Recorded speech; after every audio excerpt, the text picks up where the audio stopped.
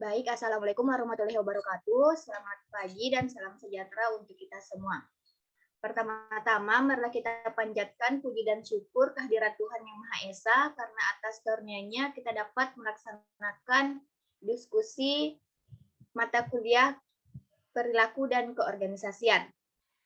Yang terhormat, Hajrah Hamzah SE MSI AKSIE selaku dosen pengampu mata kuliah perilaku dan keorganisasian, dan teman-teman sekalian yang saya banggakan. Perkenalkan, saya Nilu Anggreni selaku moderator yang akan memandu jalannya diskusi.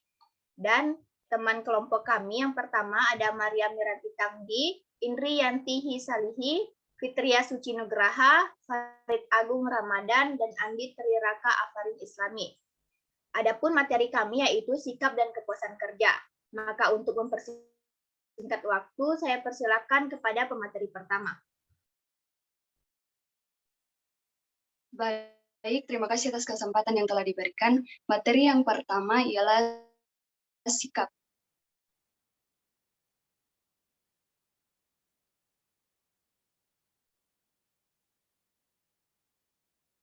Komponen utama dari sikap terdiri atas 3 komponen, yaitu komponen kognitif, komponen efektif, dan komponen perilaku.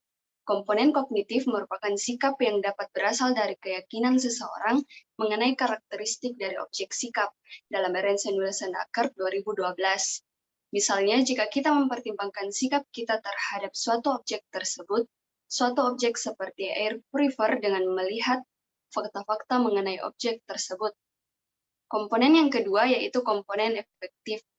Sikap yang dapat berasal dari perasaan dan values yang dimiliki seseorang dalam Berenson-Wilson-Eckert 2012.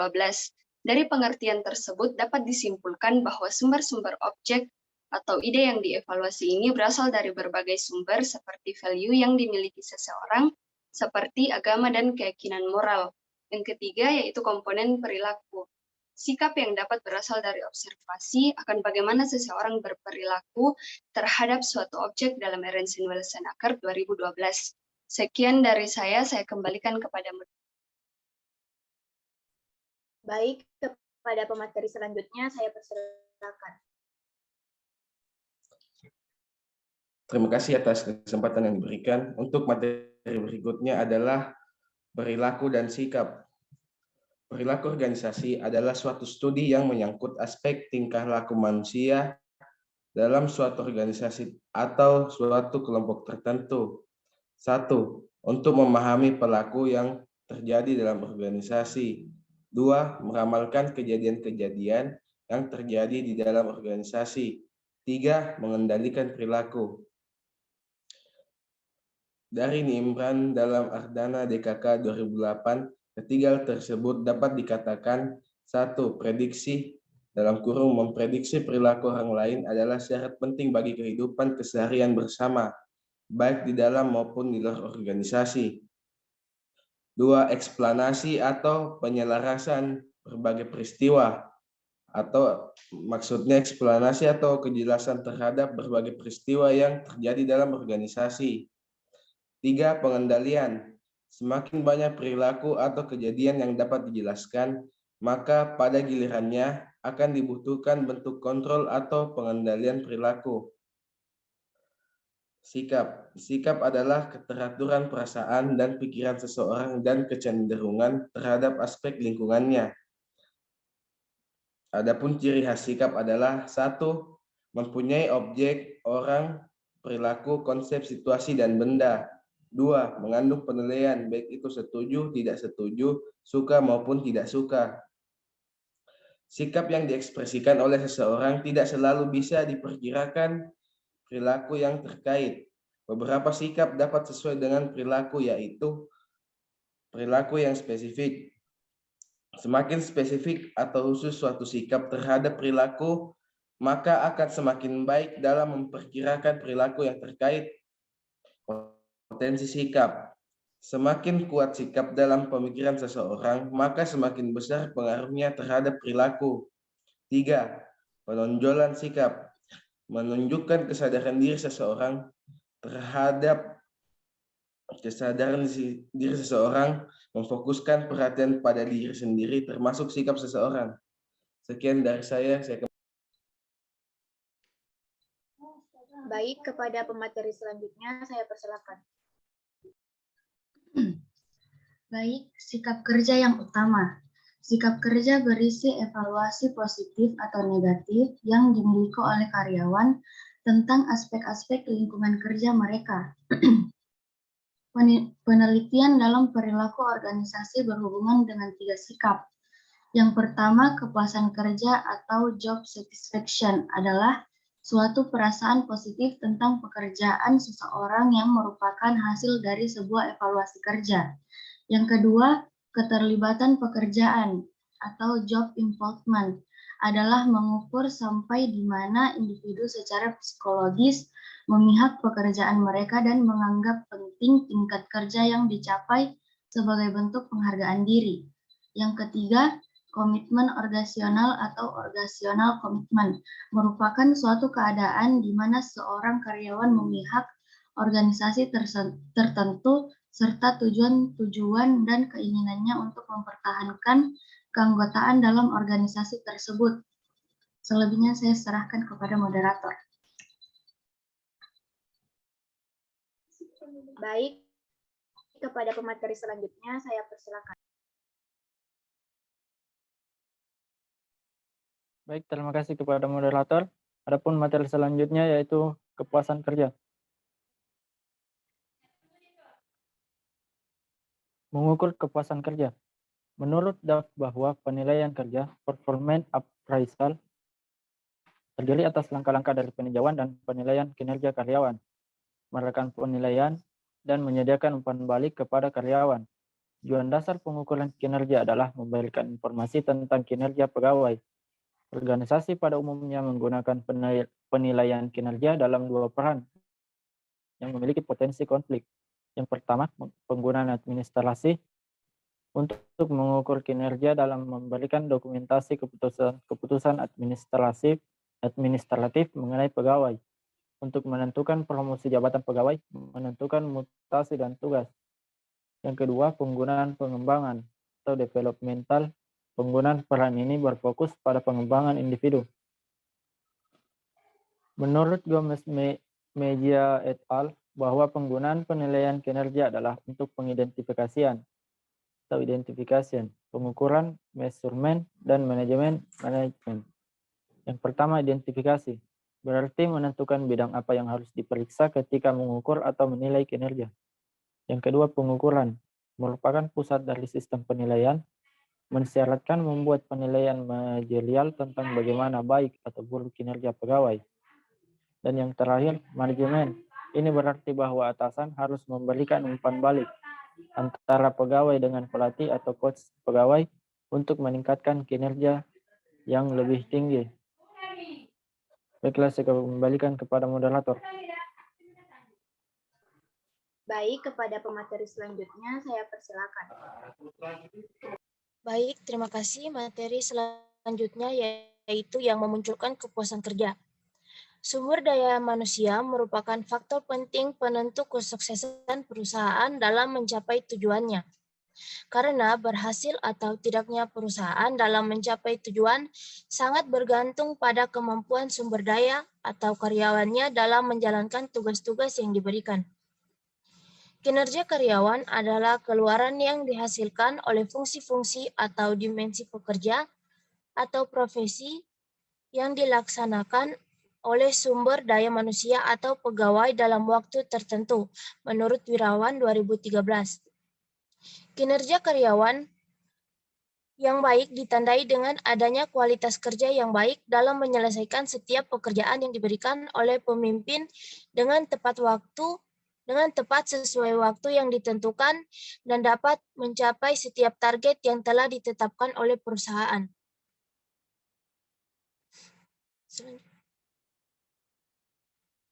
Selanjutnya, dampak pegawai yang puas dan tidak puas terhadap tempat kerja. Lingkungan kerja yang kurang menyenangkan akan membuat karyawan memiliki performa yang menurun dan waktu pencapaian tugas yang telah diberikan tidak berjalan sesuai dengan target yang diberikan, sehingga hasil sistem kerja yang diterapkan menjadi tidak efektif dan efisien. Sebaliknya, lingkungan kerja yang menyenangkan akan memberikan dampak yang baik terhadap diri sendiri dan perusahaan, sehingga karyawan memperoleh kepuasan dalam mencapai kinerjanya dan perusahaan juga memperoleh tujuan perusahaan yang ingin dicapainya. Sekian, saya kembalikan kepada moderator. Baik, demikianlah pemaparan materi dari kelompok kami. Saya persilakan kepada teman-teman yang ingin mengajukan pertanyaan. Bisa langsung on mic atau raise hand. Bisa langsung.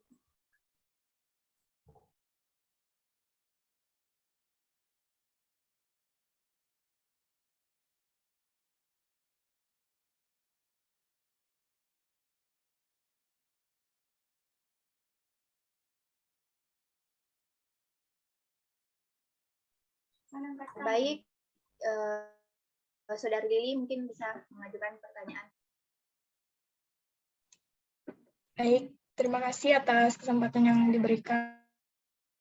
Perkenalkan, nama saya Lila Priliani, perwakilan dari kelompok 1. Pertanyaan saya, bagaimana dampak bagi organisasi jika tidak tercapainya kepuasan kerja? Baik, terima kasih atas pertanyaannya. Kita beralih dulu ke pertanyaan selanjutnya, mungkin dari Saudari Nurnida.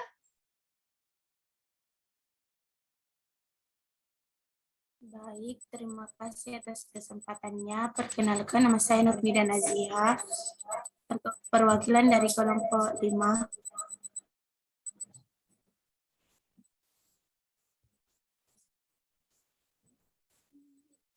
Pertanyaan saya, apa yang menyebabkan karyawan memiliki tingkat kepuasan kerja yang tinggi? Terima kasih. Baik, terima kasih atas pertanyaannya. Mungkin dari Saudari Indah Permatasari. Baik, perkenalkan saya Indah Permatasari, perwakilan dari kelompok 7. Ingin bertanya, apakah tingkat kepuasan kerja yang dirasakan setiap karyawan itu sama atau berbeda-beda? Terima kasih.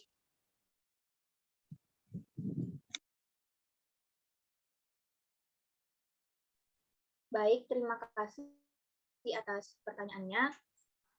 Mungkin masih ada kepada Saudari Mukaramah. Baik, terima kasih atas kesempatan yang diberikan kepada saya. Saya Mukarama dari perwakilan kelompok 4. Ingin bertanya yaitu, dari poin yang kalian paparkan terdapat poin dampak pegawai yang puas dan tidak puas terhadap tempat kerja. Nah, pertanyaan saya yaitu, apa tanggapan perusahaan untuk karyawan yang ingin keluar? Apakah perusahaan tersebut membiarkannya saja atau mempertahankan? Sekian. Baik, terima kasih atas pertanyaannya. Mungkin pertanyaannya sudah cukup dan berikan kami waktu untuk menjawab pertanyaan-pertanyaan yang ada.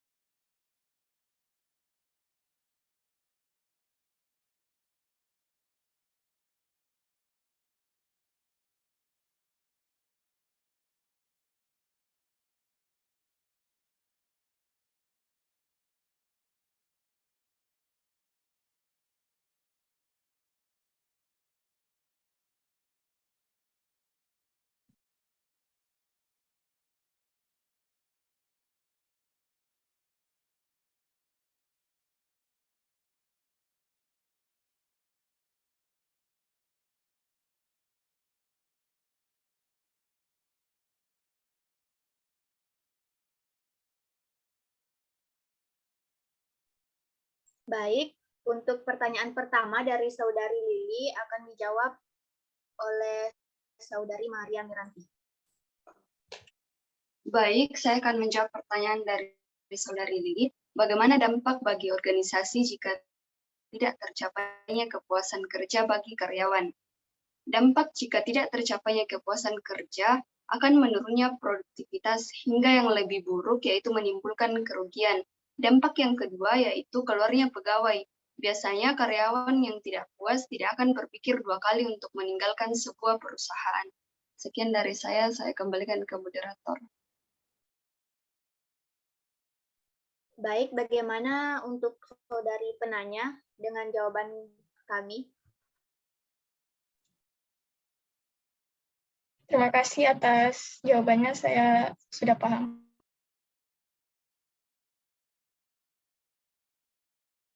Baik, terima kasih. Kami akan melanjutkan ke pertanyaan dari Saudari Nida Nasiha yang akan dijawab dengan saya sendiri. Pertanyaannya, apa yang menyebabkan karyawan memiliki tingkat kepuasan kerja yang tinggi?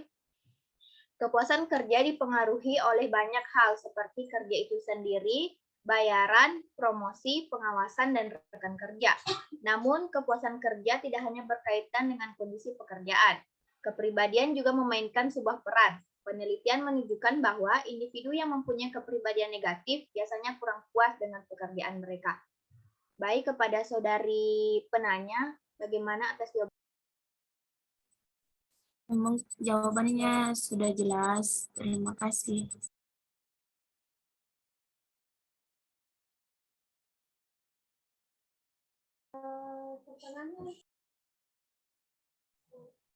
Baik, terima kasih atas responnya. Kemudian kami akan menjawab pertanyaan dari Saudari Indah Permatasari. Kepada Indriyanti, saya persilakan. Baik, selanjutnya saya akan menjawab pertanyaan dari Indah Permatasari, yaitu apakah tingkat kepuasan kerja yang dirasakan setiap karyawan itu sama atau berbeda-beda? Pada dasarnya, kepuasan kerja merupakan hal yang bersifat individual. Jadi, setiap karyawan akan memiliki tingkat kepuasan yang berbeda sesuai dengan sistem nilai-nilai yang berlaku dalam dirinya. Ini disebabkan oleh adanya perbedaan persepsi pada masing-masing individu. Semakin banyak aspek dalam pekerjaan yang sesuai dengan keinginan individu, maka akan semakin tinggi tingkat kepuasan yang dirasakan dan begitu pun sebaliknya. Nah, sekian saya kembalikan kepada moderator. Baik, bagaimana dengan Saudari penanya? Terima kasih atas jawabannya. Jawaban dapat diterima. Baik, terima kasih. Kami akan menjawab pertanyaan terakhir dari Saudari Mukarramah. Kepada Raka, saya persilakan. Baiklah, terima kasih kepada moderator. Adapun pertanyaan dari Saudari Mumu, apa tanggapan perusahaan untuk karyawan yang ingin keluar? Apakah dibiarkan saja atau dipertahankan?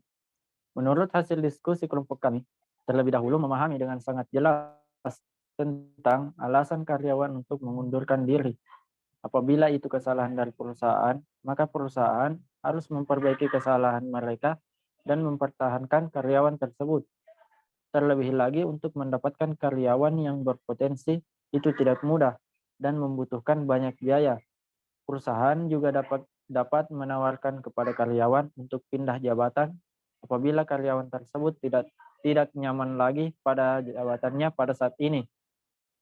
Tetapi apabila karyawan memang ingin mengundurkan diri tanpa ada masalah di perusahaan, pasti ada alasan yang memang tidak memungkinkan lagi untuk karyawan itu tetap bekerja di perusahaan itu. Dan perusahaan harus memahaminya. Yang terpenting adalah mencoba untuk mempertahankannya sebaik mungkin. Baiklah, itu jawaban dari kelompok kami. Saya kembali. Baik, saya kembalikan kepada Saudari penanya atas jawaban yang diberikan.